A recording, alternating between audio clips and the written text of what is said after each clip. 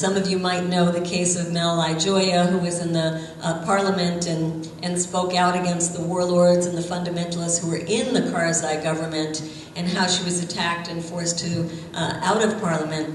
We met with some of the women parliamentarians who are still in parliament, and somebody had said to us, you know, there is a quota so that 25% of the members of parliament are women, but that most of those women are all just voice pieces for the men in the community. They don't say much, they don't do much, it's a sham.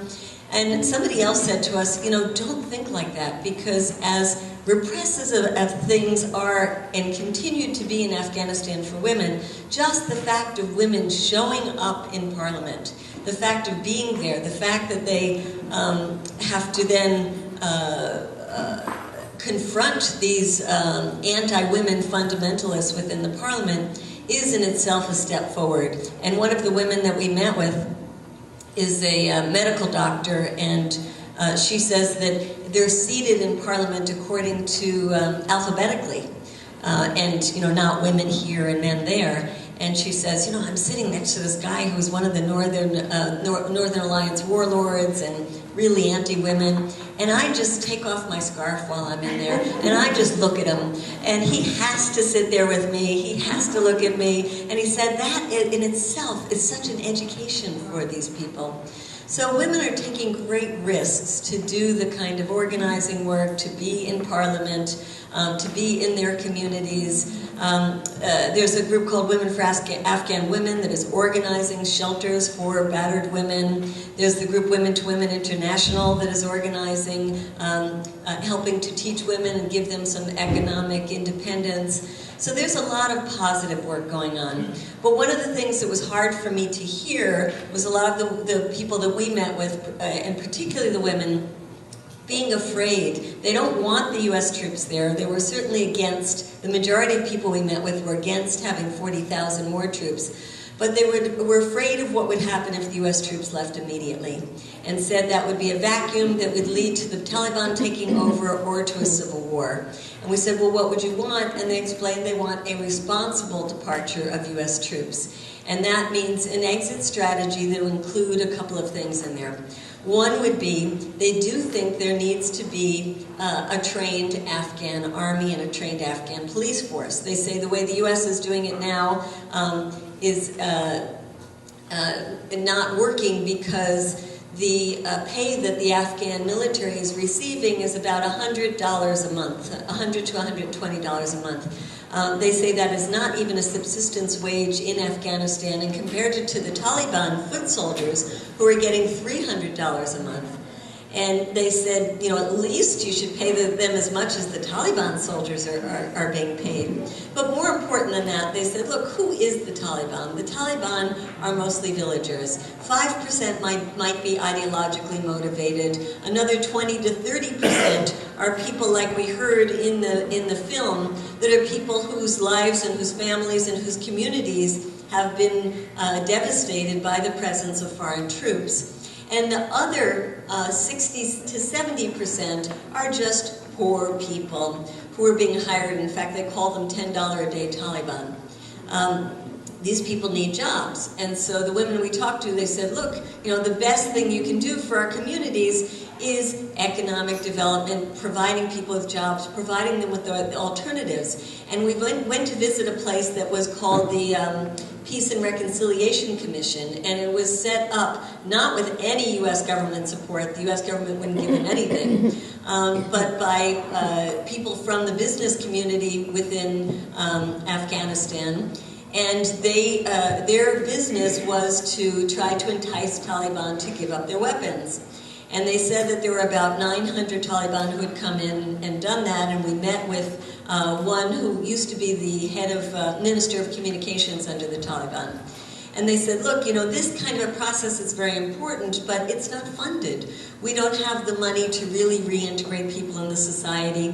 We don't have the money to give them alternative kinds of jobs. And we don't have the ability to protect these people once they give themselves up. If they go back to their communities, members of the Taliban are then going to target them. So if this were something that were really given prominence and priority, including the kind of funding that it needed, this would be a way to give people an alternative to joining the Taliban.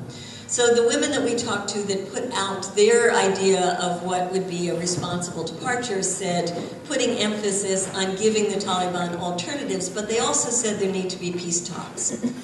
There are some groups like RAWA, the Revolutionary Afghan Women's Association, that says, no, we won't talk with the Taliban. But most of the people we met with said, of course, the Taliban are our sons, they're our brothers, they're members of our community, and we have to talk to them. Besides, how does war end except with talks? And either we talk to them now or we talk to them 10 years from now, and why not do it now? And in fact, they said there were efforts of the Karzai government to have talks with the Taliban. The Saudi government supported some discussions, but that the United States was always against these talks and meant that nothing would really go forward. So one of the things that the women said is that we want to be at the table for those talks so that our rights are not further compromised in any kind of reconciliation process. And in fact, it was so interesting because some of the women we met with said, not only do I want to see talks with the Taliban and women at the table, I want to be at the table. We met a number of them and said, yes, I would be a very good negotiator. Go tell Obama that you've met women that would be really good. And one of the things they said to us that I found was very interesting, they said, we need you in the United States to be models for us, though. You have an ambassador here who is a member of the military, not a very good way to show diplomacy to bring a general in to be your ambassador. But you also have 4 other people in Afghanistan who have ambassadorial status, and none of them are women. And so if you want to show us a process where women are at the table, you women better be at the table as well. So the other thing that they talked about in terms of this peace process was development. And you know, even people like Petraeus have talked about the 80-20 solution, saying that 80% of our money should be spent on diplomacy and economic development and 20% on the military. And then you look at the budgets they pass and they're 95% military. So they have said to us, look, you can see some economic development in Kabul, a little bit. You can see some hospitals that have been built, some clinics that have been built, a couple of schools. But think of the billions of dollars that the world community has been pouring into Afghanistan, and you go outside of Kabul and you see virtually nothing. People's lives have not been changed in terms of other opportunities. So they said, you know, we really want the world that has pledged so much money to Afghanistan to get serious about putting their money here and not giving this money to the contractors. And one of the most disgusting things you see in Afghanistan is contractors everywhere you go. We went on to the U.S. base camp Eggers in Kabul, and you see more private contractors than you see U.S. soldiers. It's just teeming. There is, believe it or not, bars in Kabul. There are a couple of places where the foreigners go to drink, and we went to one of them, and it was packed with about 300 people. And we got a chance to talk, and everywhere you go, it was one security company and one other private contractor and somebody else, and people said they were making $1,000 a day, and you know, I couldn't even get a job at home. And you just see, and these are like the small fries, because the ones who are really getting the big money are the CEOs of the big companies. And we saw KBR everywhere, and believe it or not, while they say Blackwater has been banned from some of these places, they are doing the security for the U.S. Embassy in Kabul. So the women told us, look, you know, get rid of these private contractors, stop wasting your money by giving them to them, and have the money directly go to Afghan businesses, Afghan ministries.